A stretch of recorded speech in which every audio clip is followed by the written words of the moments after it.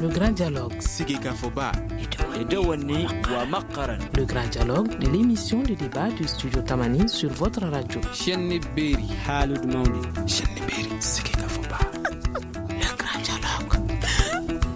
Le rôle de la société civile est incontournable dans le processus électoral. Beaucoup d'observateurs sont unanimes là-dessus, mais est-ce qu'il est bien joué et comment est-il perçu?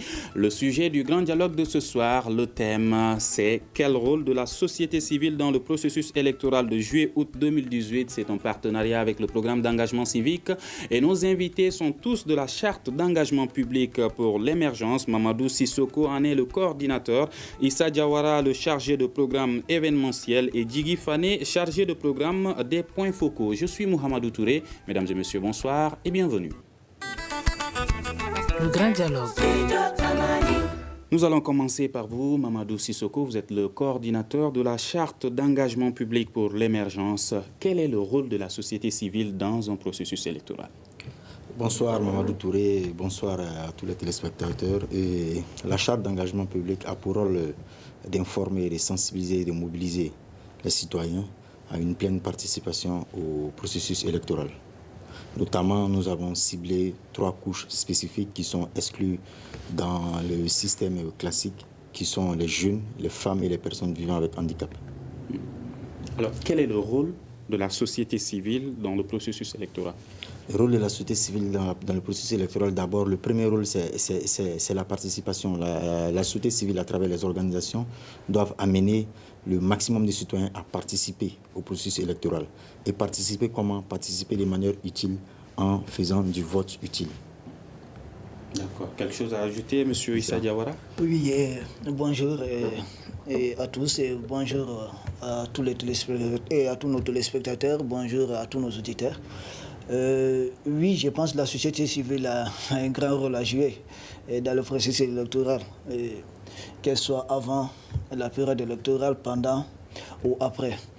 En ce sens, je pense que la société civile doit se mobiliser pour que nous ayons des élections crédibles et des élections qui puissent refléter les réalités maliennes. Et je pense que cela va de soi avec l'implication inclusive de la société civile dans toutes ses composantes. Voilà un peu, je pense, la société civile, ce n'est pas seulement un rôle d'aller voter. Il faut être là aussi, il y a la veille citoyenne. Il faut suivre les choses. Donc la société civile doit être tout au long du processus. La société civile doit suivre, doit être impliquée, puisque non seulement il s'agit de mobiliser, et de s'assurer surtout que le vote est fait dans de bonnes conditions et ensuite accompagner les élus. Ça, c'est un peu aussi le rôle de la société civile. Voilà un peu en quelques mots ce que j'avais ajouté. D'accord. M. Djigui Fane, Issa Diawara l'a dit, le rôle, ça commence avant, pendant et après. On va aller étape par étape. Quel est le rôle de la société civile avant même les élections? Bonsoir tout le monde, bonsoir à toutes et à tous. Comme les collègues viennent de le dire, la société civile a un grand rôle à jouer dans le processus électoral. Avant, c'est qu'elle doit s'impliquer pour que les communautés, les populations soient en possession de tous les documents nécessaires pour participer au vote. Et aussi assurer les relations entre ces organisations qui sont chargées de piloter le processus électoral, qu'elles soient en contact, que les populations soient en contact avec ces organisations dans la plus grande transparence, dans la plus grande crédibilité. Aussi, la société civile doit jouer son rôle d'intermédiaire entre les organisations politiques, les organisateurs administratifs des élections et la communauté. Donc voilà avant ce que la communauté et la société civile peut apporter comme contribution au processus électoral. D'accord, Mamadou Sissoko. Et pendant les élections, qu'est-ce que la société civile doit faire? Pendant les élections, c'est clair, il faut déjà, la société civile a pour rôle pendant les élections toujours de mobiliser, d'amener les citoyens à effectuer ce qu'on appelle le vote utile, C'est pour cela, nous, à la CPE, le nom de notre campagne, c'était « La parole aux urnes ». Et nous avons 2 slogans qui étaient d'actualité, parce que les résultats nous l'ont montré. Et le premier slogan, c'est « Mon vote n'est pas à vendre ». Et le deuxième slogan, c'est « Mon vote, ma voix, mon choix ». À travers ces 2 slogans-là, la société civile doit amener les citoyens à vraiment effectuer un vote utile. Non seulement à ne pas vendre le vote, à ne pas avoir un vote influencé. Ça, c'est un premier rôle. C'est quoi un vote utile? Le vote utile, c'est voter sur la base de sa représentation utile. Il faut voter de manière utile parce que tu auras quelque chose d'utile à venir. Le processus électoral, ce n'est pas les élections seulement. Après les élections, le cycle continue. C'est vrai que nous avons aujourd'hui 4 phases d'élections, les élections présidentielles, les élections législatives, les élections communales, il y a les régionales qui vont s'ajouter. Mais après ces élections, le processus ne s'arrête pas. Donc choisir en fonction du programme. Du programme, voilà, choisir en fonction du programme. Le vote utile, c'est pour cela au début je parlais d'informer et sensibiliser. Le vote utile, c'est que le peuple soit informé sur les différents programmes et que le peuple choisisse en fonction des programmes qui vont combler leurs besoins socio-économiques dans les échéances, les mandats à venir. C'est ça le vote utile. D'accord. Alors, Monsieur Issa Diawara, vous l'avez dit, après les élections, le rôle de la société civile doit être également d'accompagner, mais également de veiller. Mais comment cet accompagnement et cette veille doivent s'organiser? Ok. Je pense que l'accompagnement et la veille s'organisent de sorte que, d'abord, restons dans le cadre légal. Autrement dit, il s'agit de tenir compte du cadre légal, notamment constitutionnel. Donc, accompagner, parce qu'on ne peut pas confier le mandat à une personne et ne pas suivre la personne. C'est-à-dire, juste après l'élection, la société civile doit pleinement participer à l'exécution, à la réalisation du programme même du candidat que les populations ont eu à élire. Donc, quand on élit quelqu'un, on doit l'accompagner. Il y a des mesures d'accompagnement, ceci étant en l'aidant à exécuter ce programme. Et non pas laisser la personne, et quand la personne doit dormir, ensuite crier. Donc, la veille citoyenne, c'est un peu ça. On confie un mandat. C'est le peuple qui confère le mandat à l'élu. Vous avez un mandat de faire ça et de faire cela. Donc, le peuple, en tout cas, la société civile doit s'assurer que l'élu est en train d'exécuter pleinement les mandats qu'on lui a conférés en exécutant toutes les attentes et des populations, en tout cas de son programme. Donc, parce qu'on est élu à la base d'un programme. Et dès qu'on est élu, la société civile doit s'assurer que le programme en question est en train d'être mis en exécution. Et non de rester là, de croiser les bras et attendre peut-être 5 ans après et dire que oui, peut-être vous aviez dit ça, vous n'avez pas fait ça. Il faut l'accompagner dans ce sens. Il faut qu'il ait cette veille citoyenne.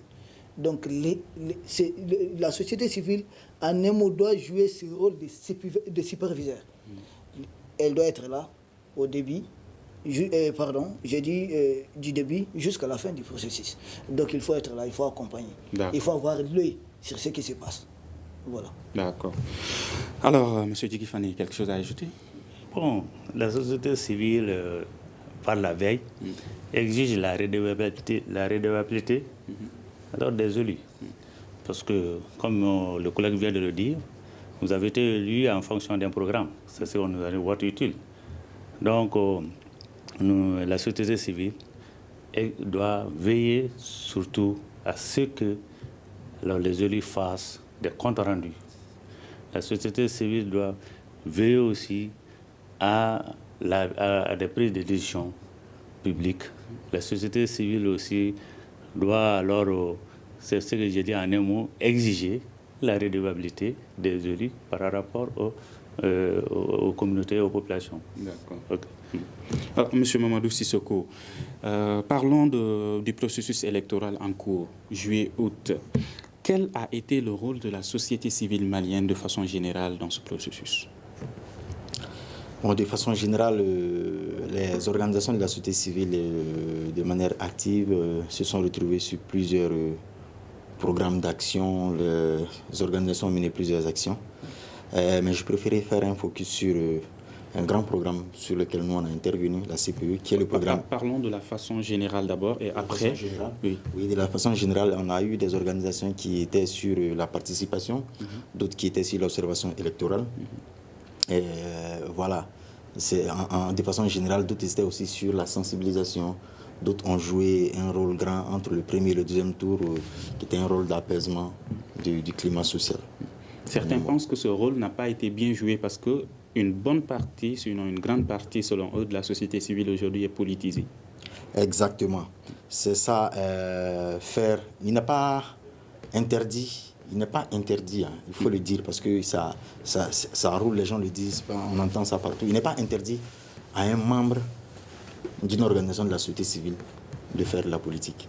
Et il est interdit à un leader politique de la société civile de militer politiquement dans un parti politique. Et c'est ce qui se fait au Mali. Et c'est de là que soit ce leader-là, il perd son crédit auprès de la société civile, mais il perd son crédit auprès de la classe politique. Et il arrive à des moments où ils perdent même leur crédit face au peuple. On a vu plusieurs événements, preuve du chaos au Mali ici, où certains acteurs de la société civile, quand ils s'élevaient pour intervenir, le climat social était apaisé. Mais aujourd'hui, vous voyez la situation qu'on traverse. Quel est l'acteur de la société civile qui a osé prendre le devant et calmer les choses? Ils ont presque tous perdu du crédit. Même les leaders religieux? Je peux le dire, ils ont tous perdu du crédit parce qu'on est allé loin. Là où ils devaient réagir, ils n'ont pas pu réagir. Le crédit n'est pas là, c'est clair. Tout le monde a peur. Mais personne ne parle. Parce que tu as peur toi-même encore d'être accusé. Pourquoi? Parce que tu n'as plus de crédit. D'accord. Monsieur Diawara, est-ce que ces leaders ont eu tort de s'impliquer dans la politique? En quelque sorte, je dirais oui. Oui, pourquoi? En réalité, moi personnellement, en ce qui concerne mon point de vue, je pense qu'il y a de ces leaders au Mali, tel le Mali, connaissant les fondements du Mali, il y a de ces leaders qui ne doivent pas être très affichés politiquement. Et malheureusement, c'est ce qui s'est passé. Très affichés, ils doivent être dans la politique, mais pas affichés. Oui, c'est-à-dire, au Mali, on ne peut pas l'exclure. Ils peuvent, s'ils sont dans la politique, bon, je ne sais pas, jouer le rôle de médiateur dans la politique. Je veux dire, on ne peut pas se passer totalement de la politique. Moi, personnellement, je n'ai jamais adhéré à un parti. Mais je pense qu'ils ne doivent pas s'afficher de trop, jusqu'à donner des consignes publiquement, à suivre un tel candidat ou à ne pas suivre un tel candidat. Et je pense, avec cela, ils perdent vraiment du crédit. Puisque, avant qu'ils ne s'hasardent à s'aventurer dans ce jeu, autrefois, ils étaient pour nous une sorte de Mouronaba de Burkina. C'est-à-dire, quand ça n'allait pas, on tournait vers eux. Et c'était qu'on écoutait.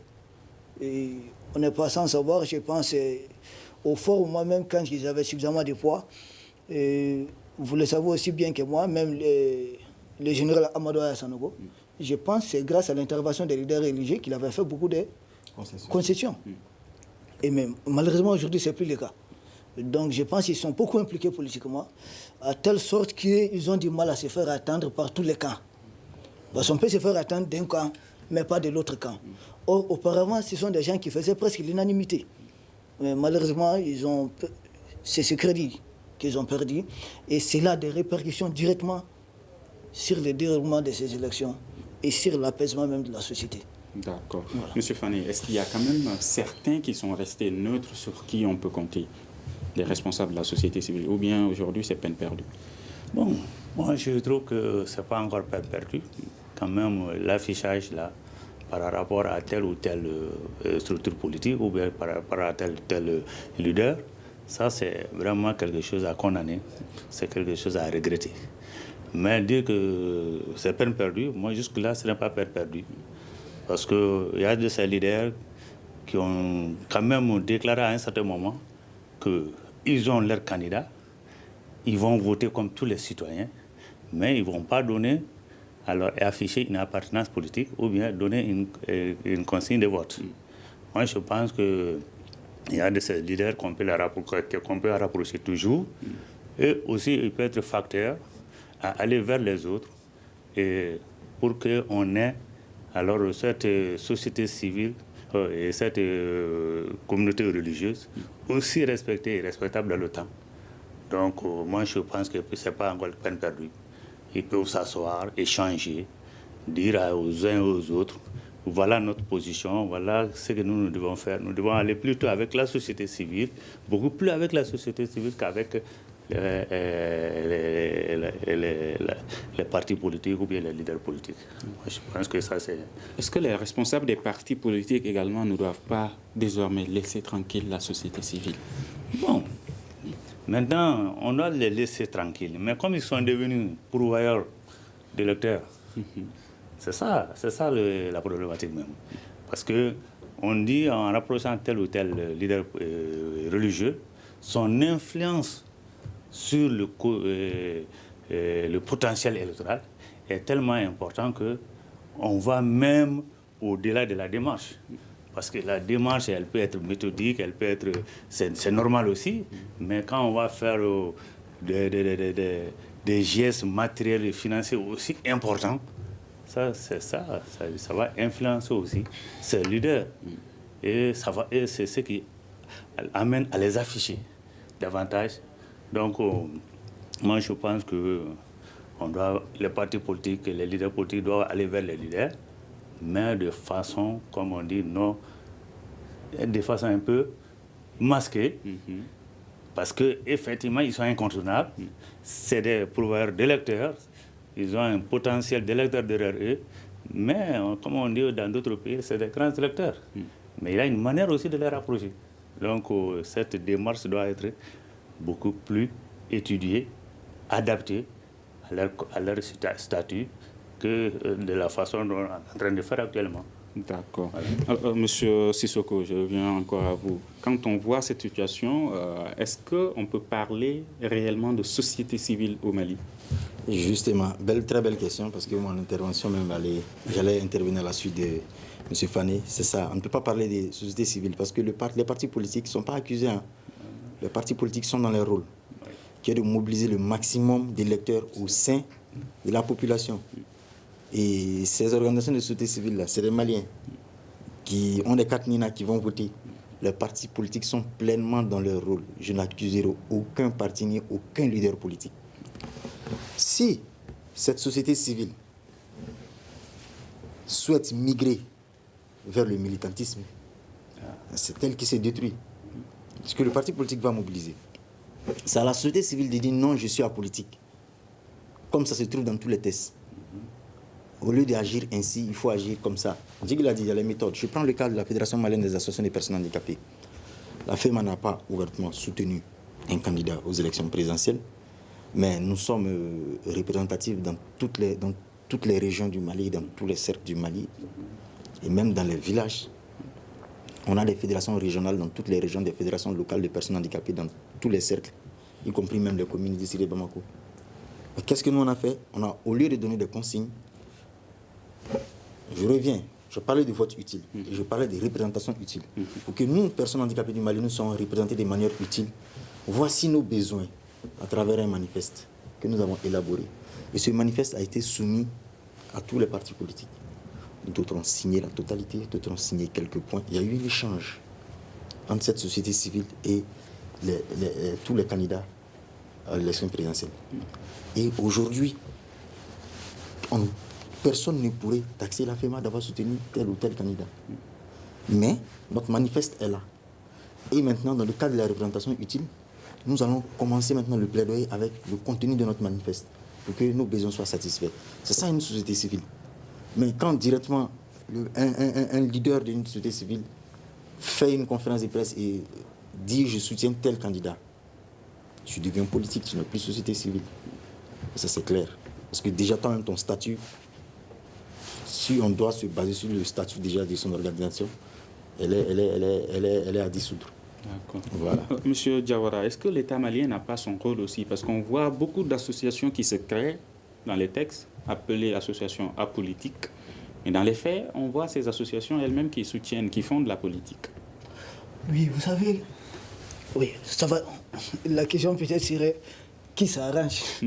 Ok, qui s'arrange si peut-être il y a des leaders politiques, s'ils trouvent leur compte dedans, je pense qu'ils ne peuvent qu'encourager les phénomènes. Peut-être, je parle au nom, comme le coordinateur vient de le dire, et l'ACP, c'est une coalition de 4 organisations de société civile. Et nous sommes dedans, nous, en tant que RGA, Réseau des jeunes actifs, donc je préside un mouvement national des jeunes. Donc nous avons été près de tous les fronts, de toutes les manifestations, si possible, et nous n'avons donné consigne de vote à personne. Pourquoi? Je pense que cela demande une certaine maturité aussi. Et je pense qu'il faut davantage former ces leaders de la société civile, à leur rôle surtout. Parce que rares sont ceux qui fonctionnent avec même les règlements, les statuts de leur association. On s'est procuré ça. Parce qu'ils ne le savent pas ou parce qu'ils ne veulent pas le faire? Parce qu'ils ne le savent pas, je pense. Et il y a aussi manque de volonté. Mais si on ne sait pas quelque chose, je ne vois pas comment la volonté va se manifester en ce moment. Donc, ils ne le savent pas. Et je pense que c'est aux leaders, surtout aux leaders de la société civile, d'être formés. Ils doivent se former sur les rôles qu'ils doivent jouer durant un processus électoral. Et sinon, ce qui se passe, c'est un peu un système de grands électeurs qui ne dit pas son nom au Mali. Et c'est ce qui est très grave. Or, normalement, au Mali, je ne suis pas un consignant, et je ne suis pas un juriste, mais je pense que chaque vote correspond à une voix. Chaque vote correspond à une voix. Mais si une seule personne peut faire voter tout un village, ou une seule personne peut faire voter toute une association, sans que les gens prennent conscience de ce qui se passe, c'est ce qui contribue à détruire cette société civile. Il est temps que les gens se démarquent de cela. Quel qu'en soit le bord dans lequel vous êtes censé vous trouver, il est temps que les gens montrent une certaine maturité. Moi qui parle, moi j'ai ma mère qui milite au sein d'un parti. Mais moi je n'ai jamais milité au sein d'un parti et je ne vois pas pourquoi je vais aller dans ça. Mais quand il y a élection, je suis citoyen malien, je vais voter, mais je ne donne pas de consigne de vote. Et puis mon vote, ça reste un secret pour moi. Et voilà vers quoi je pense que les leaders de la société civile doivent aller. Surtout, c'est là, nous le constatons généralement, actuellement, surtout dans la couche jeune, autrement dit au niveau de la jeunesse. Que ce soit les étudiants, ceux qui viennent de commencer à travailler, ceux qui sont au chômage, et ce qui est très dommage. Or, nous devons être là, un groupe de pression. C'est-à-dire, nous devons élire les candidats. S'ils ne travaillent pas bien, nous pouvons mettre la pression, maintenir la pression, jusqu'à ce que les candidats puissent revenir à des bons sentiments surtout. Donc, nous devons être là. Mais je pense que ce qui se passe n'arrange pas le pays. Ça n'arrange pas la jeunesse, ça n'arrange pas la société civile. Nous affaiblissons. Et puis nous affaiblissons, cela a des répercussions sur le pays et le Mali est ce qu'il est aujourd'hui. Vous pensez quand même quelqu'un qui est pauvre, qui n'a pas d'argent aujourd'hui, quand on l'appelle pour lui proposer 5 000 francs aujourd'hui, il doit le refuser. Parce que lors de ces élections, on voit beaucoup de motocyclistes au niveau des stations. On voit des Sotramas qui vont chercher beaucoup de personnes qui viennent, qui n'ont pas assez de moyens. Donc vous pensez qu'ils doivent refuser ça? Moi qui parle, qui vous dit que je suis riche, moi? Peut-être que je suis dans le même cas qu'eux, mais il y a des dignités qu'il faut préserver. Et quand on aime sa patrie, il y a de ces choses qu'il faut refuser. Vous prenez 5 000 francs, vous divisez 5 000, et je ne sais pas, essayez de faire le dispatching, il dira 5 ans, un mandat fait au moins 5 ans. Ça te coûte combien par jour? Tu n'as même pas 5 francs, tu n'as pas 10 francs. Et au même moment, tu as pris cela, la personne se dit, de toutes les façons, moi j'ai acheté mon électorat. Et la personne peut se taper des milliards à gauche et à droite. Après, oseras-tu aller créer ça dans la rue? Non. Pour pouvoir aller dénoncer certaines choses, il faut s'assurer qu'on est clean. Il faut s'assurer que je n'ai pas participé à tout ce qui s'est passé. J'ai dit non à ça. C'est vrai, les milliards et les millions là, c'est bon. Mais il y a de ces millions qu'il ne faut pas toucher. Donc tu ne peux pas exiger quelque chose de quelqu'un qui t'a acheté? Non, tu ne peux pas. Tu perds ton moyen de pression carrément. Mais si tu n'as pas acheté, tu peux l'exiger. Tu peux lui montrer, tu peux lui rappeler, tu peux à tout moment lui rappeler à l'ordre. Dire que le Mali, ce n'est pas toi. Ces institutions sont là. Ces institutions doivent demeurer, que ce soit avec vous ou sans vous. En ce moment, vous avez votre mot à dire. Mais tant que vous êtes déjà acheté, vous devenez une marchandise là. Que voulez-vous que la marchandise dise de son propriétaire? C'est pas possible. Non, il faut qu'on se dise les choses en face. Un bélier que vous avez acheté pour la Tabaski ne peut pas vous dire que je ne vais pas être égorgé. Il va juste crier. Merci. Alors, est-ce que dans ces conditions-là, les Maliens doivent beaucoup plus penser à l'avenir qu'au jour J? Puisque certains se disent, bon, je cherche à combler le vide qu'il y a aujourd'hui, demain, Dieu est là. Oui, les Maliens doivent aller dans ce sens parce que, comme le collègue vient de développer, nous, d'abord, un des slogans de la CPE, c'est ça. Mon vote n'est pas à vendre. Il ne faut pas vendre son vote. Hein? Donc, maintenant, les Maliens doivent aller dans le sens de refuser la conditionnalité du vote à quelque chose. C'est là voir l'avenir même du pays. Parce que, comme il vient de le dire, il y a une voix achetée, mais il ne peut pas critiquer, ne peut pas proposer. Il ne fait qu'abdiquer. Et comme je l'ai dit plus loin, la redevabilité, on ne peut plus l'exiger, n'est-ce pas? Mais au passage, vous avez posé la question, l'État n'est pas fautif ou bien... Ouais, moi, je dis, l'État doit veiller. L'État doit veiller parce que vous délivrez des documents administratifs et juridiques qui sont très importants, dans lesquels les initiateurs disent nous sommes apolitiques. Comme Sissoko l'a dit, apolitique ne veut pas dire que je suis contre la politique. Cela veut dire que je ne peux pas être militant d'un parti. Mais tant que je suis organisation, en agissant au nom de mon organisation, et que je suis apolitique en ce moment. Et mon organisation doit jouer ce rôle que j'ai mis dans mon statut apolitique et que je dois veiller. Donc je dois être plutôt là à jouer entre les politiciens, la politique et la société. Mais on est en train de confondre ce rôle de citoyen. En tant que citoyen, je dois être un militant d'un parti, mais en tant qu'organisation, mon organisation ne doit pas être au service d'un parti. Les gens ne parviennent pas à faire cette différence. Est-ce que c'est une question de volonté ou de connaissance? Est-ce que c'est pas parce qu'ils ne veulent pas? Moi, je trouve qu'il peut y avoir les deux. Un, il y a d'abord la méconnaissance. On se procure d'un texte, mais l'application, c'est ça l'application. Parce que moi, je ne peux pas dire méconnaissance, parce que vous avez élaboré des statuts et règlements, vous avez soumis à une administration qui a vraiment délivré un document administratif dont vous vous servez pour mener des activités. Ce n'est pas la méconnaissance, c'est plutôt l'application, dans l'application qu'il y a. Alors, cette volonté manifeste de faire semblant en disant est-ce que c'est pas? Si les militants ne le savent pas, pourquoi ne pas former les militants?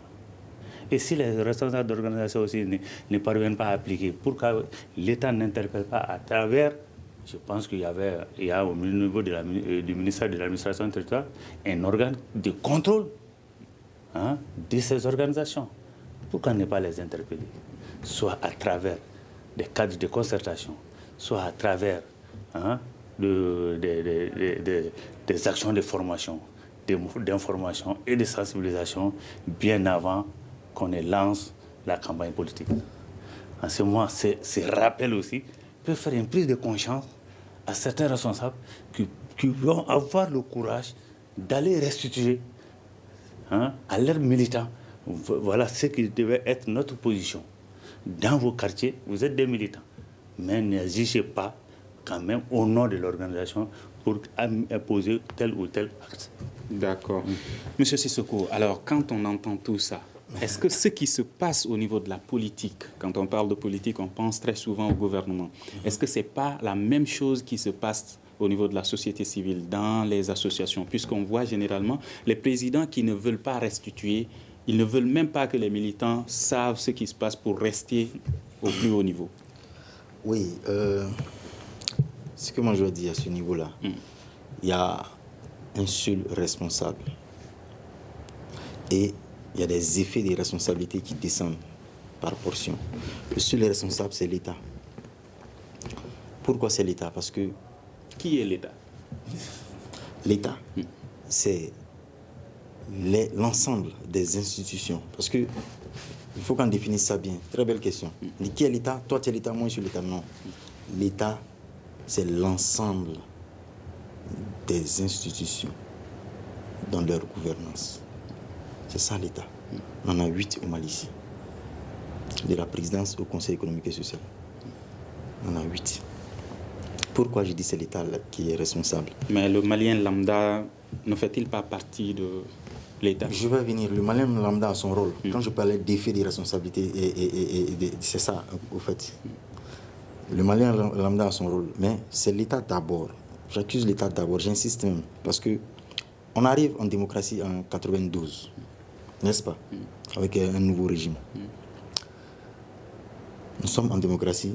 C'est un environnement nouveau. On devient un État de droit. Il y a des titulaires de droits et des détenteurs d'obligations. Le Malien lambda, il est titulaire de droits. Parce que c'est le pouvoir du peuple par le peuple. Mais pour plus de cohérence, le peuple confie un mandat. Le président élu n'a pas le pouvoir. C'est un mandat qu'il est confié, un mandat de 5 ans. Il faut préciser ça. Et dans ce mandat de 5 ans, tu arrives en démocratie. Tu as une population. C'est une nouvelle approche, l'état des droits. Ton premier rôle, c'est d'éduquer cette population. Et de 92 à maintenant, je ne crois pas que ce peuple-là a été éduqué de manière citoyenne, de manière civique. Sinon, il n'allait pas se prêter à prendre 5 000 francs pour voter. Oui. Attendons, ils ne savent pas. Le rôle de l'éducation, ça revenait à l'État d'abord. Mais maintenant, vous l'avez dit, ouais, ça fait combien de mandats qui ont passé? Les gens continuent à prendre de l'argent et à subir la même chose. Et jusque-là, vous pensez qu'ils ne savent pas de quoi il s'agit? Je viens, il faut qu'on explique ça avec détail pour que les gens comprennent. Vous voyez un peu? Après ça, c'est parce qu'il y a eu cette insuffisance en démocratie. Nous sommes venus en 92, 97, 2002. On dit, il y a des insuffisances au Mali. Voilà comment les partenaires techniques et financiers viennent. Ils viennent pour combler les insuffisances, au fait. C'est ça leur rôle. Ils ne viennent pas comme ça. Quand tout va bien, tu ne vas pas les voir. C'est là où il y a des insuffisances, ils viennent combler avec des programmes, des projets et autres. C'est en ce moment que la société civile, maintenant, comme l'État n'a pas joué ce rôle, vous, les organisations de société civile, vous êtes le relais entre l'État et cette communauté de personnes handicapées et cette communauté de jeunes ou cette communauté de femmes. Venez, on va vous appuyer pour éduquer la population. C'est en ce moment qu'on responsabilise la société civile. Vous comprenez un peu? Ça, c'est au deuxième niveau. Et la société civile, dans sa gouvernance, qui est à l'image de la gouvernance de l'État, vous m'excusez, comme vous avez dit, en ce moment, nous avons des militants au sein des organisations de la société civile aussi, qui seront accusés eux-mêmes personnellement. Parce que si la société civile avait pu jouer ce rôle d'éducation que l'État n'avait pas pu jouer, on n'aurait pas vu ces scènes-là. Et la société civile, le président de la société civile, des organisations de la société civile qui ont une gouvernance à l'image de celle de l'État, qui sont amis à nos cadres de l'État, donc encore vont décevoir une deuxième fois. Vous comprenez un peu? Et le Malien, il se retrouve face à son propre sort. Moi, je ne vais pas accuser le lecteur vendu. Je ne vais pas l'accuser. Au contraire, j'ai beaucoup de peine pour lui. Même dans ces fautes-là, je le comprends, je le soutiens. Parce qu'il devait être sorti. Quelqu'un qui se noie doit être sauvé, sinon il va se noyer. Et il est en train de se noyer. Nous ne sommes pas en train de le sauver. L'État n'a pas pu le sauver, la société civile n'a pas pu les sauver. Il ne faut pas les accuser. Ils ne sont pas représentés de manière utile. Donc, ils sont au chômage, ce n'est pas un problème. Ils vivent avec un handicap, leur insertion socio-économique n'est pas un problème. Ils sont dans la précarité. Ne relève pas également de l'échec des partenaires techniques et financiers? Parce que vous l'avez dit, ils sont venus pour soutenir. Est-ce qu'il ne faut pas remettre en cause aujourd'hui les stratégies qu'ils utilisent? Des partenaires techniques et financiers. Ouais. Je ne vais pas aussi remettre en cause leur stratégie. Et je le dirai pourquoi. Mais pourquoi leur stratégie ne fonctionne pas alors? Leur stratégie est mise en œuvre, mais dans un État souverain. Et l'argumentaire utilisé, malheureusement, par nos mauvais gouvernants, c'est nous sommes un pays souverain. Vous ne pouvez pas vous initier jusqu'à tel niveau. Et c'est ça, la triste réalité. C'est nous-mêmes qui sommes nos bourreaux. C'est ce que nous disons. Pas dans la gestion de l'État, mais dans la sensibilisation, l'information, la responsabilisation de la société civile, par exemple. Oui, quand les partenaires techniques et financiers, ils n'agissent pas sur le terrain directement. Ils passent toujours par les organes. Je peux vous prendre le cas de la CPE. La CPE, on a 4 organisations de la société civile, donc CRI 2002, la FEMA, ADEFIM et RJA. C'est une coalition. CPE, Charte d'engagement public pour l'émergence. Mais nous nous retrouvons au sein du programme Émerge. Le programme Émerge est piloté par le NDI, mais c'est un financement de l'USAID. Vous voyez un peu? Justement, je vais revenir toujours à la question. Oui. Les responsables de certains des responsables de cette société civile qui donnent des consignes de vote, qui vont sur le terrain, est-ce qu'ils n'utilisent pas l'argent également de ces partenaires-là pour aller donner des consignes de vote? Issa Diawara veut réagir là-dessus. Ouais, vas-y. Oui, et pas forcément l'argent des partenaires pour donner des consignes de vote, puisque les leaders de la société civile qui s'hasardent à faire cela, généralement, ils ont leur source de financement. Et ce sont des financements un peu gauche. Je pense, moi, ce que j'ai dit, c'est... Des PDF gauche. Oui, ils ont leur financement leur source de financement qui est vraiment gauche. Mais je pense... tout revient à ce qu'il vient de dire. Il y a ces problèmes d'éducation et de formation. J'avais à le dire. Il faut former vraiment les leaders de la société civile. Et moi, je suis surpris que... Je suis professeur d'enseignement secondaire général. Je suis surpris que dans les manuels, dans les programmes scolaires du Mali, et même universitaires, sauf ceux qui vont faire la faculté des droits, il n'y a aucun programme qui fait référence au droit. C'est-à-dire, on ne forme pas les gens dans ce sens. Il faut qu'on forme les gens à la démocratie dès même l'école fondamentale. Autrement dit, à partir de la 7e année. Si à partir de la 7e année, on nous enseigne des programmes du soir. Hitler a fait ça, je ne sais pas, le Brésil en géographie, le Brésil a fait ça. C'est vrai. Mais il faut que les gens sachent dans quel pays je vis. Il faut surtout enseigner les Mali aux Maliens. Moi, je tiens beaucoup à ça. Et c'est ce qui me manque. Et, je ne sais pas, grâce au studio Tamané, si nos autorités pouvaient attendre et vraiment tenir compte de cela, c'est vraiment un appel que je lance. Il faut qu'on forme les Maliens démocratiquement, la culture démocratique. Comme il a dit, c'est quelque chose que nous sommes appropriés en 92. Donc, à partir de 7e année, 8e année, 9e année, c'est-à-dire, quand l'enfant a 18 ans, ça serait presque impossible de le corrompre. Il est pressé de voter. Voilà, il est même pressé. Ça serait impossible de le corrompre ou de le dévier ou de le laisser entre les mains des soi-disant leaders de la société civile. Parce qu'il ne faut pas qu'il donne des consignes de vote. Si c'est limité à donner des consignes de vote, là, moi, je dirais, alhamdoulilah, ça va un peu. Mais créer la zizanie, c'est ce qui est très grave. Créer des troubles dans les pays, parce qu'il contribue à faire cela.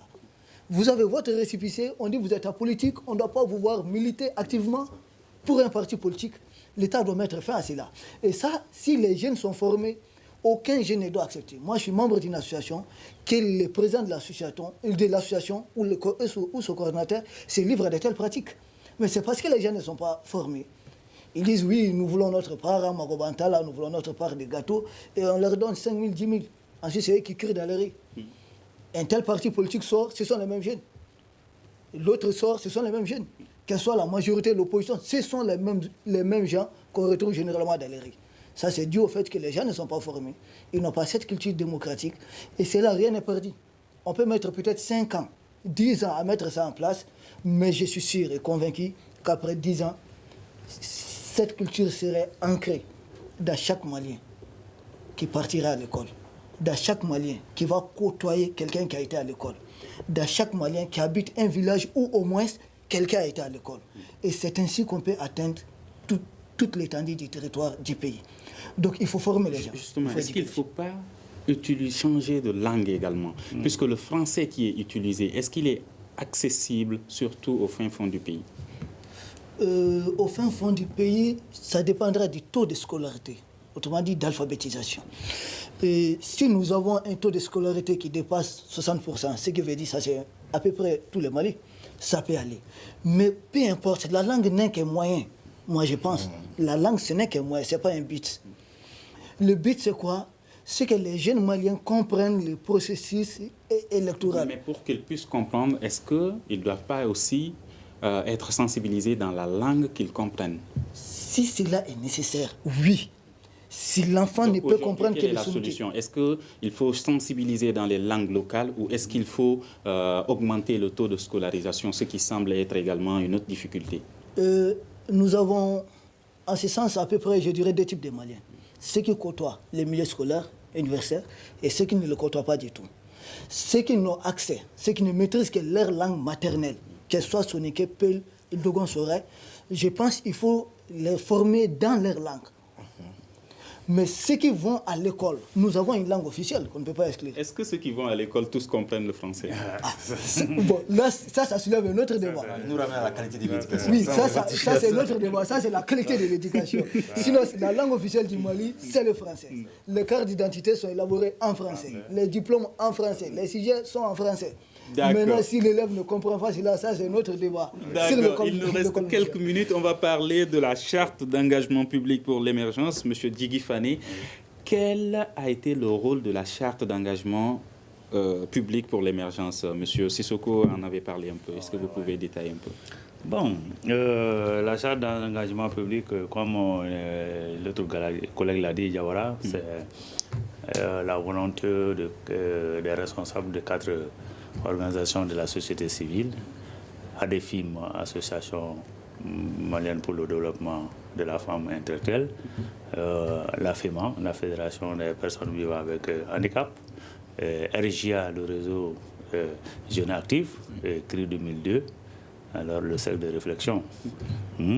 Donc, c'est la charte d'engagement de la CPE. Elle a un rôle à jouer, surtout dans l'information, la sensibilisation et la mobilisation alors, des communautés, surtout nos groupes cibles, les jeunes, les femmes et les personnes vivant avec handicap, à jouer leur partition dans non seulement l'organisation des élections, mais aussi au vote et, comme on va dire bientôt, à la veille. Donc ces personnes, ces groupes-là, nous les avons identifiés parce qu'on a trouvé que traditionnellement, c'est des groupes lésés, surtout dans le processus électoral, par rapport d'abord à l'accès. Quand je prends le cas des personnes vivant avec handicap, bon, s'ils doivent partir voter, il faut des conditions particulières, il faut alors des mesures particulières. Et les jeunes et les femmes, ils ont été utilisés comme tout le temps comme des animateurs. Ils ont été utilisés comme je l'ai toujours dit, ils sont des électeurs, mais les responsabiliser, afin qu'ils puissent jouer pleinement leur rôle. C'est à cela que la CPE veille. D'accord. Voilà. Monsieur Sissoko, quelque chose à ajouter? Oui, comme il a dit, la charte d'engagement public, en plus de ces organisations, déjà il faut noter que les femmes au Mali représentent 53% de la population. Les jeunes entre 18 et 35 ans qui représentent 26% de la population. Et de ces 26% de la population-là, 55% se retrouvent dans la population électorale. Et les personnes handicapées qui représentent aussi 15% de la population. Donc cette coalition, c'est un peu regrouper toutes les couches de la société civile qui sont d'une manière ou d'une autre exclues du processus électoral. Essayer de les renforcer à travers des informations, des sensibilisations et des mobilisations afin d'accroître le taux de participation de ces cibles qui va contribuer à l'accroissement du taux de participation générale. C'était un peu ça le rôle de la charte.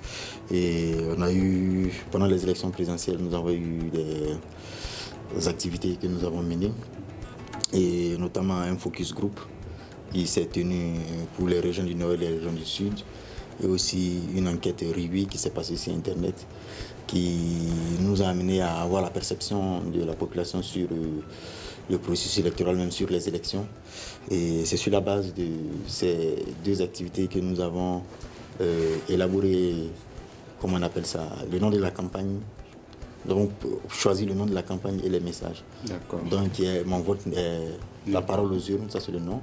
Et mon vote n'est pas à vendre, mon vote, ma voix, mon choix. D'accord. Issa Diawara, en 30 secondes, est-ce que le processus va se poursuivre avec les législatives également? Oui, et le processus va se poursuivre avec les législatives que connaît généralement, traditionnellement, un taux de participation bas au Mali. Donc, il est temps. Mais là, il faut sensibiliser les jeunes, qu'ils connaissent d'abord quel est le rôle des députés. D'accord. Le rôle des députés et le rôle de l'Assemblée nationale. Le temps est écoulé. Merci beaucoup. Le thème de ce débat, quel rôle de la société civile dans le processus électoral de juillet-août 2018. Nos invités tous de la charte d'engagement public pour l'émergence. Mamadou Sissoko, le coordinateur, Issa Diawara, chargé de programme événementiel et Djigui Fane, chargé de programme Point Focaux. Je rappelle que ce débat est un partenariat entre Studio Tamani et le programme d'engagement civique. À la réalisation Studio Tamani, mise en onde assurée par Salim Diouara, à la régie vidéo Peting Diara. Je suis Mohamedou Touré. À demain pour un prochain numéro du Grand Dialogue de Studio Tamani. Le Grand Dialogue. Le Grand Dialogue de l'émission de débat du Studio Tamani sur votre radio.